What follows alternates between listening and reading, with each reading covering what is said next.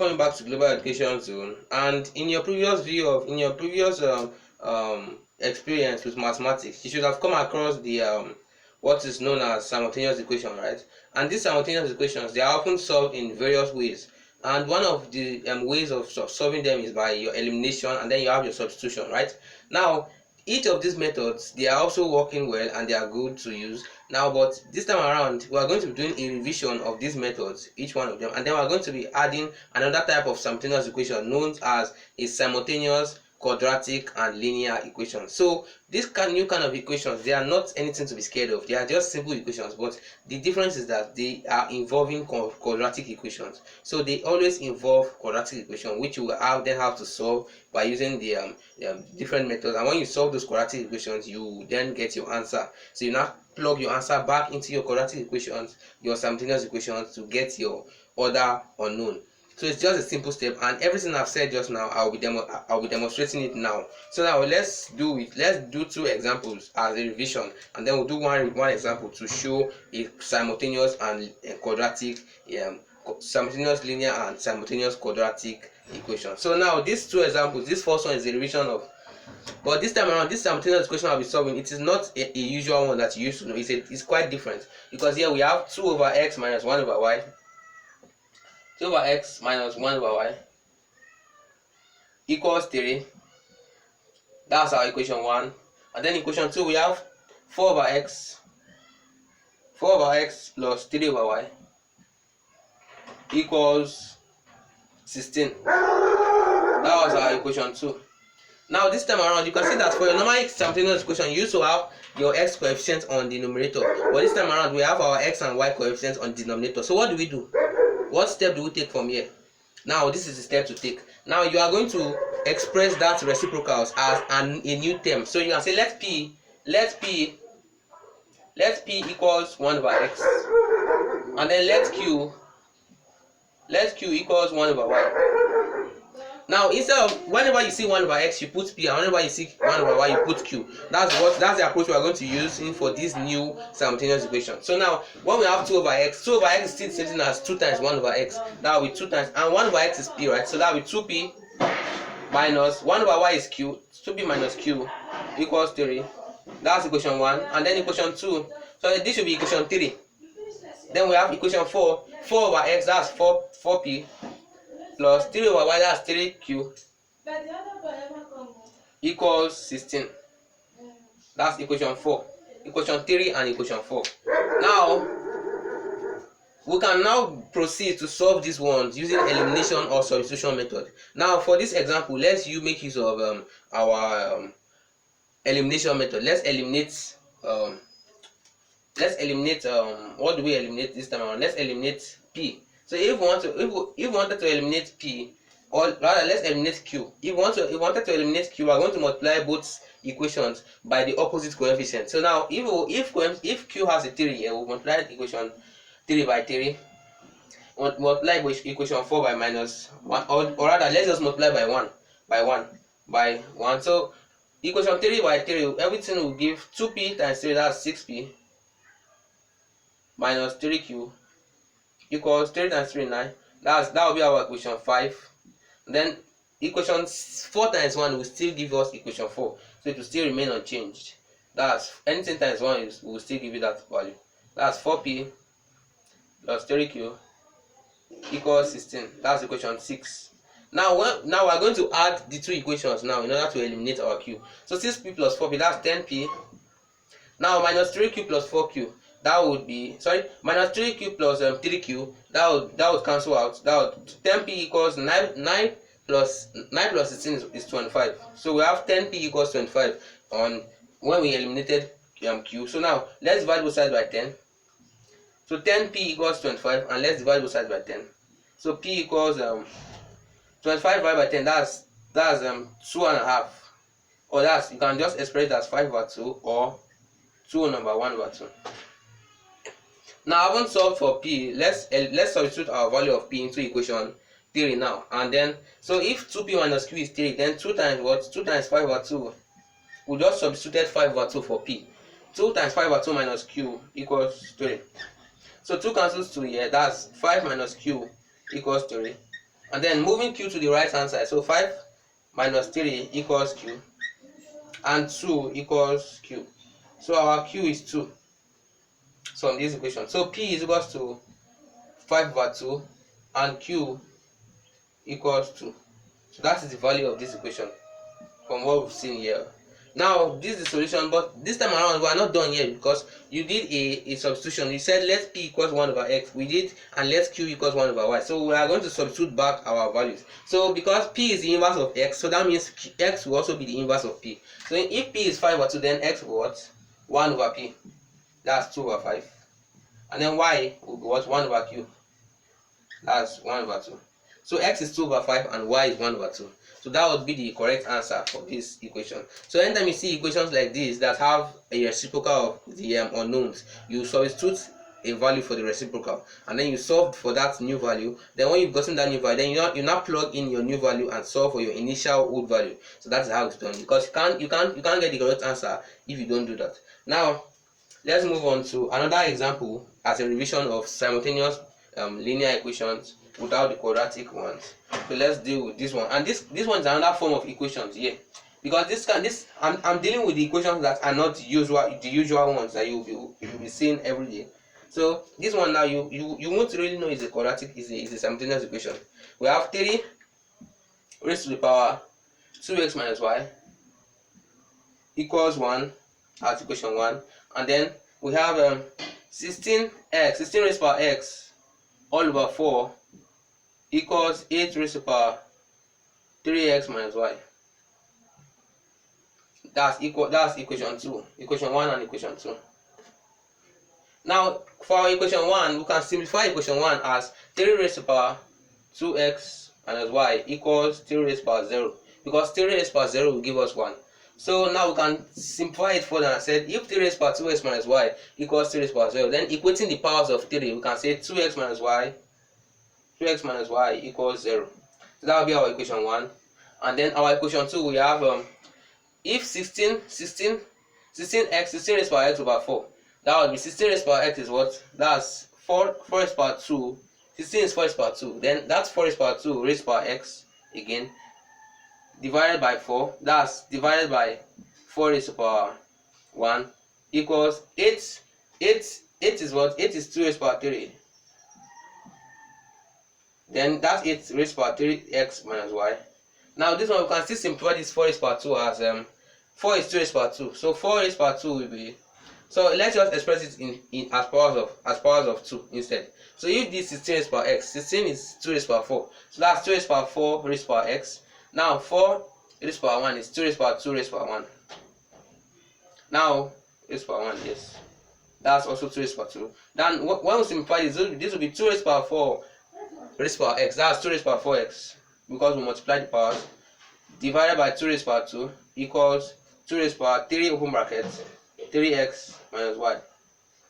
So now this 2 raised to the power 4x divided by 2 raised to the power 2, that will be 2 raised to the power 4x minus 2 equals 2 raised to the power 3 times 3x. Let's open the bracket. So 3 times 3x is 9x minus 3 times y is 3y.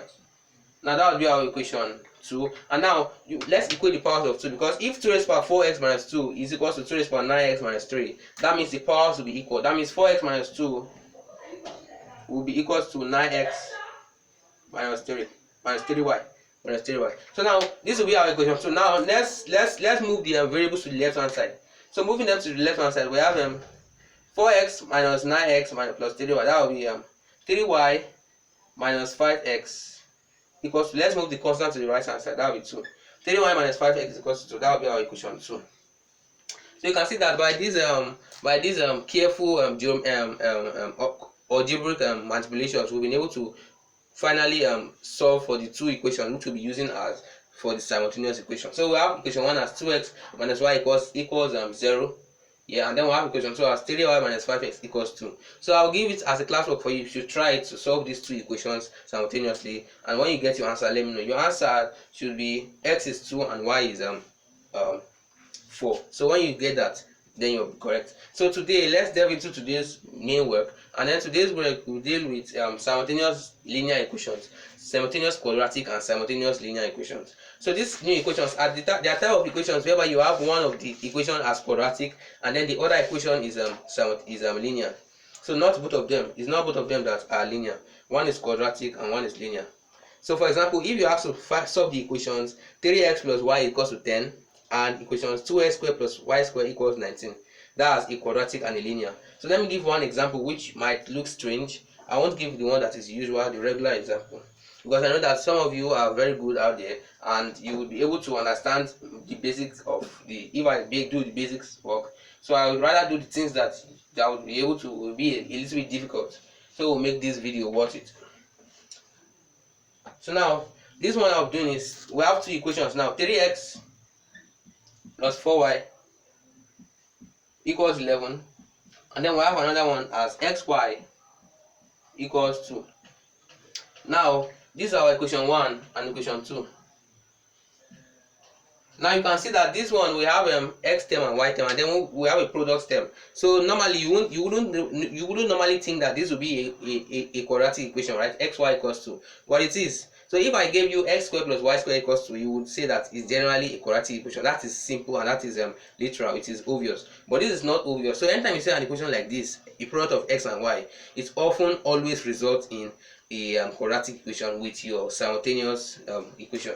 So now the next thing you are going to do now is you are going to make either your x or y a subject. So let's make x a subject. So 3x in equation 1, 3x equals to 11 minus 4y. So dividing both sides by 3, x equals 11 minus 4y over 3. So we are going to substitute this value for x in equation 2. So that means xy equals to 2. That means x equals to 11 minus 4y over 3 times y. That will be equals to 2. Then multiplying, opening the bracket with y, we have 11y minus 4y squared over 3 equals to 2. By cross multiplication, we have 11y minus 4y squared equals to 6. And then let's move our term to the right hand side. So 0 equals to 4y squared plus 4y squared minus 11y plus 6. So these equations, we are going to solve them we are going to solve them simultaneously. When we solve them, we are going to multiply the first and the last terms. That's 4y squared times 6, that's 24y squared. We are going to look for two terms that will give us minus 11. So we can see that minus 12 and 1 will give us those so minus 12 and 2 rather. Okay, rather no, not minus 12. Minus 12 and 2 won't give us minus 11. So should we try I guess we should try since we are looking for 24, we could use no, we couldn't use 6 and 4. We could use 3. Could we use 3 and 8? Yes, we could use 3 and 8. So minus 3 and minus 8. Minus 3y minus 8y. 0 is equal to 4y squared minus 8y minus 3y plus 6. So that is what is known as the factorization. So now let's factorize. 0 equals to, let's factorize 4y out. So 4y squared divided by 4y, that's y, minus 8y divided by 4y, that's 2. Then let's factorize minus 3 out. Minus 3. Minus 3y divided by minus 3, that's y. 6 divided by minus 3, that's minus 3. So we can see that, minus 2. Minus 2. So we can see that we can further factorize y minus 2 out. Y minus 2, 4y minus 3 equals 0. Now we can see that either y is equal to 2 or y is equal to 3 over 4. When you finally evaluate this product term that gives 0. So y is equal to 2 or y is equal to 3 over 4. Now you begin to mess around with these two values. So you are going to substitute them one after the other. So if y is equal to 2, what will x be? So because x is in terms of y, so x is equal to 11 minus 4y over 3, right? So we are going to substitute the value of y and look for the corresponding value of x. So x is equal to 11 minus 4y. Well, y is 2. That's so x will be equal to what? 11 minus 4 times 2 over 3. So x will be 11 minus 4 times 2 is 8 over 3. So x will be 11 minus 8, that's 3 over 3. X equals 1.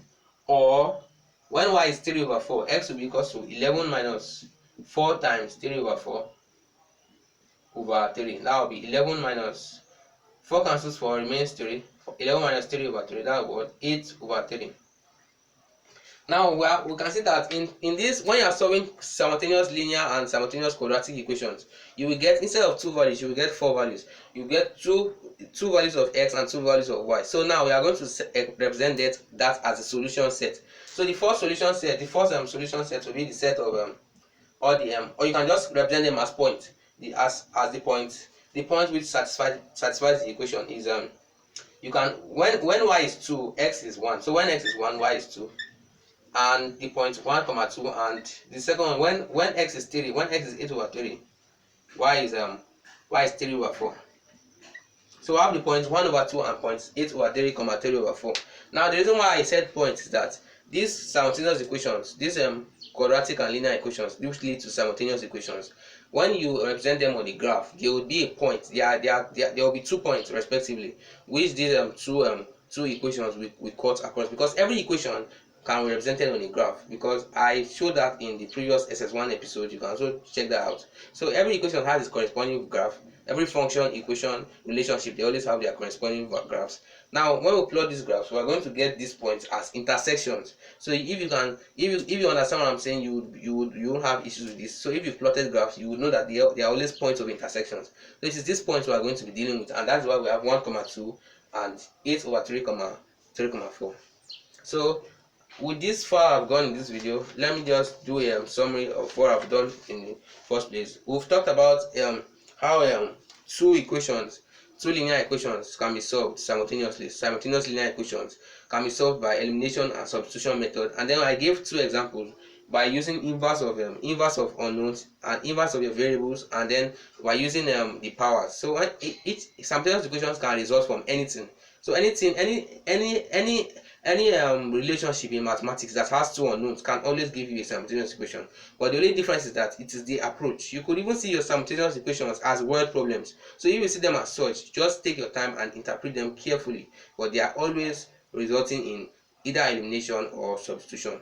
Now next we have simultaneous equations can be solved algebraically by elimination or substitution, or you can solve them geometrically by graphical method. So this graphical method is one that I've talked about it partially in SS1 course, but I would hopefully still talk about it if I have the opportunity to make such a video. And then we also have, if the equations contain fractions, start by clearing the fractions. So by God's grace, in the subsequent videos I will be able to do graphical equations for you. So, and then we also have to solve word problems, you start by identifying the unknowns. So start identifying your unknowns, and then when you can also solve them graphically by drawing the graph of the 2 equations on the same axis, and then their points of intersection give the solution.